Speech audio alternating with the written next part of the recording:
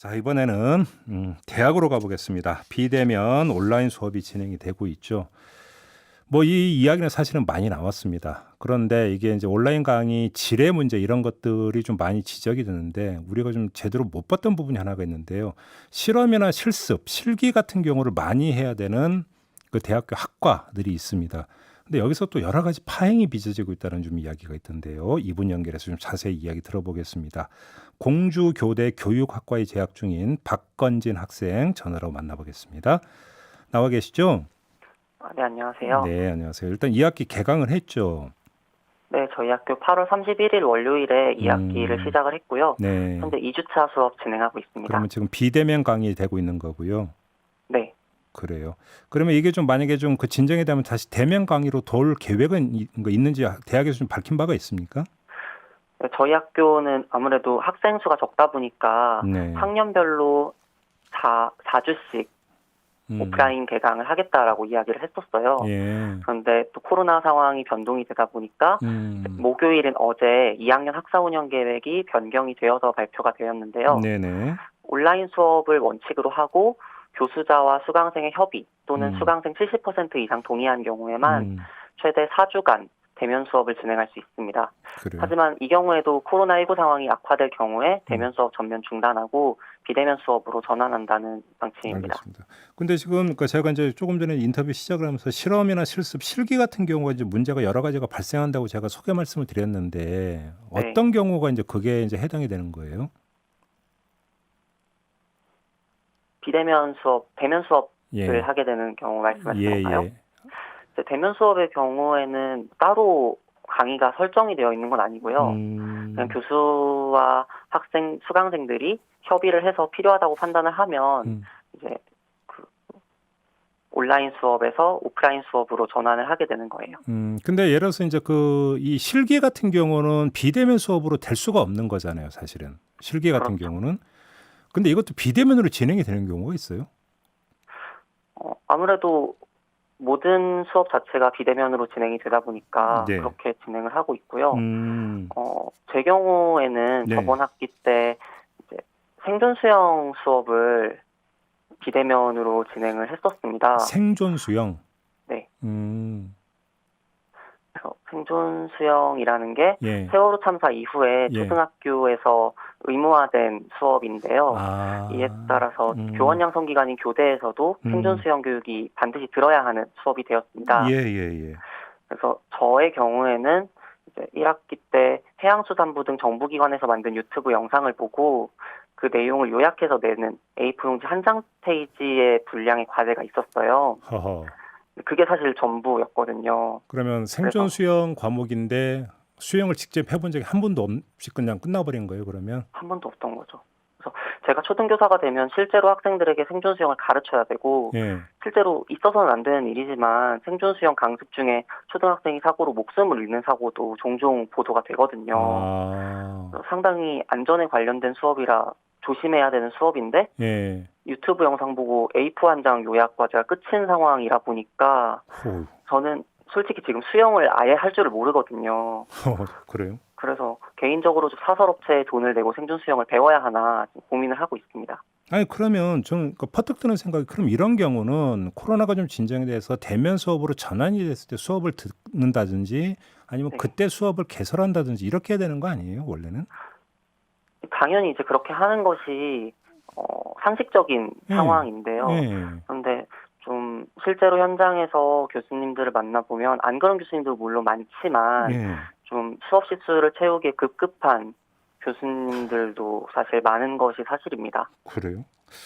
근데 지금 제가 얼핏 그러니까 저기 그 접한 게 어느 교대에서 피아노 수업을 하는데 종이에 건반을 그려서 그냥 그 쳐보라고 했다는 이야기더니 이거 실화예요?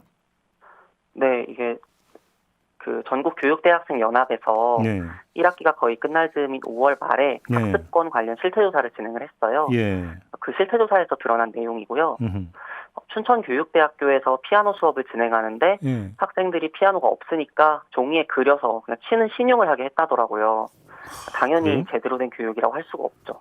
종이에 건반 그려갖고 그냥 손가락으로 이렇게 쳐보는 신용만 했다라는 거예요? 네, 그렇죠. 사실 이런 이야기를 들으면 가장 안타까운 게 네. 이게 뭐 춘천교육대학교나 이런 특정 학교의 문제가 아니라는 사실입니다. 네. 저희 학교도 마찬가지고 네. 사실 조사 결과를 보면 다른 교대도 상황이 크게 다르지가 않습니다. 그럼 또 교수님께서 어떤 사례가 있어요, 좀? 뭐 저의 경우 1학기 기말고사 기간에 네. 일주일 정도 학생들이 대면 시험을 치르기 위해서 학교에 등교하는 기간이 있었어요. 예. 그때 저희가 1학년 학생들이 이에 2, 3일 동안 아침 9시부터 저녁 7시까지 하루 종일 미술관에서 미술 수업을 했다더라고요. 하루 종일이요? 네. 그래서 어떤 상황인지 보니까 교수님께서 한 학기 내내 수업을 아예 진행하지 않으시다가 네. 시험 기간에 몰아서 말 그대로 수업을 말 그대로 해치워버린 거죠. 그냥 시간 때운 거네요, 그러면 간단히 이야기를 하면. 그렇죠. 그래서 심지어 그때 1학년들 후배들은 미술 수업이 끝난 저녁에 다른 과목 시험까지 치러야 하는 상황이라고 들었어요.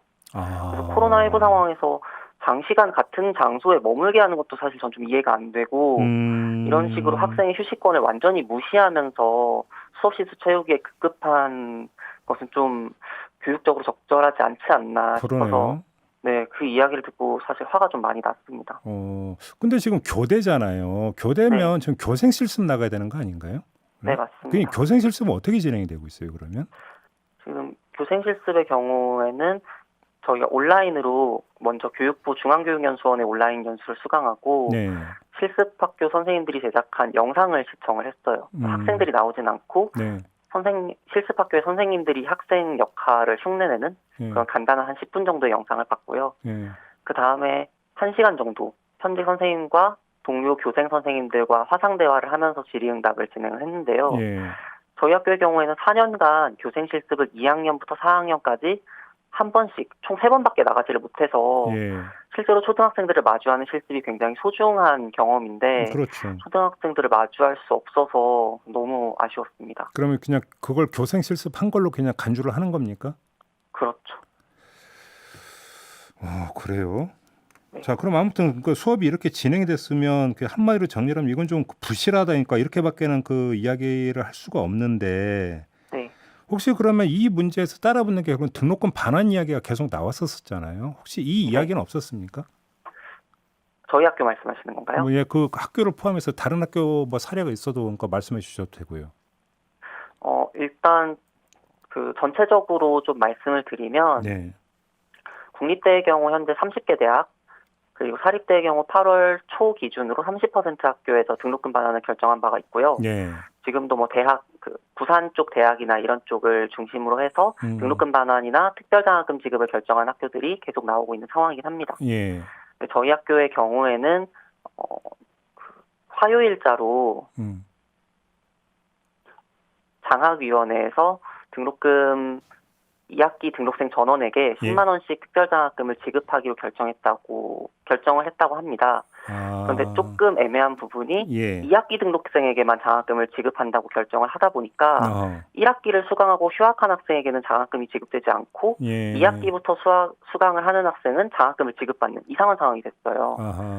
그래서 총학생회에서 이에 대해 문제를 제기했더니 학교는 등록금 반환이 아니라 특별장학금이고 행정적인 문제 때문에 2학기 휴학생에게는 지급이 어렵다는 입장인데 사실 저 좀 이해가 안 되는 게 특별장학금이라는 게 논의되기 시작한 사회적 맥락이라는 게 있잖아요. 그렇죠. 학생들이 수업권 침해에 대한 어떤 배상의 성격이 분명히 존재하는 것이고 등록금 반환으로 선례를 남기기 부담스러우니까 장학금 형식으로 주는 건데 교육부에서도 그래서 특별장학금 지급 학교를 등록금 반환 대학으로 집계하고 있거든요. 근데 이런 상황 속에서 1학기에 피해를 입은 학생에게 온전히 그 특별장학금이 지급되지 않는 상황이라고 하니까 좀 많이 속상한 상황입니다. 근데 지금 공주교대 같은 경우는 국립 아니에요? 네, 맞아요. 그러면 국립교육대학 같은 경우는 일률적으로 그럼 10만 원씩 특별장학금 이렇게 좀 정리가 된 겁니까? 학교마다 또 다른 거예요? 어떻게 되어 있습니까?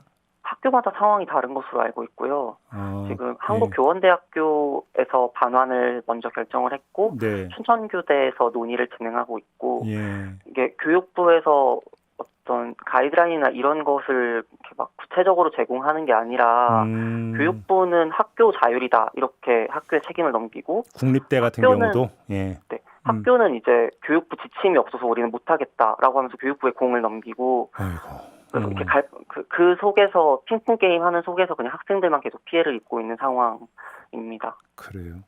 혹시 그 이번 학기 시작하면서 휴학한 학생들도 많이 있어요? 저희는 아무래도 교육대학이다 보니까 네. 저는 이게 사실 굉장히 큰 문제라고 생각을 하는데 네. 학생들이 그냥 참고 있어요.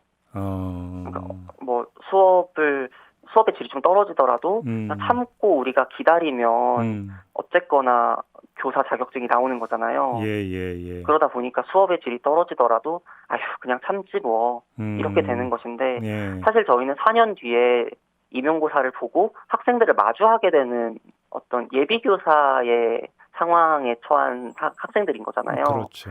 근데 이 학생들이 지금 대학에서 배우는 수업이 부실해지면 결국 그 피해는 초등학생들이 입게 되는 것인데 그런 상황이어서 좀 빠르게 개선이 되어야 한다고 생각합니다. 알겠습니다. 이제 뭐 등록금 반환 문제도 있고 그다음에 또 이제 개별 수업을 진행하는 교수님들 같은 경우도 좀 더 어떤 신경을 써야 되는 부분이 있는데 네. 아까 이제 몇 가지 사례 같은 경우는 이건 좀 아무리 상황 논리에 입각해서 보더라도 좀 심하다 이런 경우들이 지금 여러 대학에서 좀 나타나고 있다라는 지적이잖아요.